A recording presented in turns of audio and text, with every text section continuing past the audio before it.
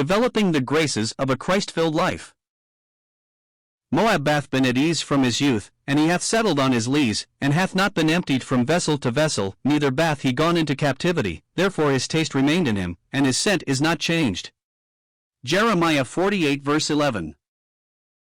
Jeremiah here takes an illustration from the art of winemaking to teach us that a life of ease does not produce strength of character.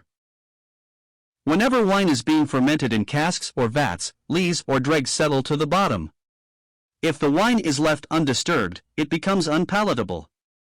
So the vintner must pour out the wine from vessel to vessel, eliminating the dregs and impurities. When he does this, the wine develops strength, aroma, color, and flavor. Moab had lived a life of ease. He had never suffered the disruption of going into captivity. He had insulated himself from troubles, trials, and privations. The result was that his life was flat and insipid. It lacked fragrance and piquancy. What is true of wine is true of us also. We need disruption, opposition, difficulties, and disturbances to rid us of impurities and to develop the graces of a Christ-filled life. Our natural tendency is to protect ourselves from anything that would unsettle us. We strive unceasingly to nestle.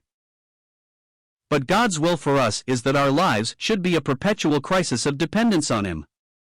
He is forever stirring up the nest. In her biography of Hudson Taylor, Mrs. Howard Taylor wrote, "This life that was to be made a blessing the wide world over must pass through a very different process, i.e., different from being settled on his lees, including much of that emptying and re-emptying from vessel to vessel, so painful to the lower nature, from which we are being refined." When we realize what the divine vintner is seeking to accomplish in our lives, it saves us from rebellion and teaches us submission and dependence. We learn to say, "Leave to his sovereign sway to choose and to command, so shalt thou wondering own his way, how wise, how strong his hand. Far, far above thy thought his counsel shall appear, when fully he the work hath wrought that caused thy needless fear."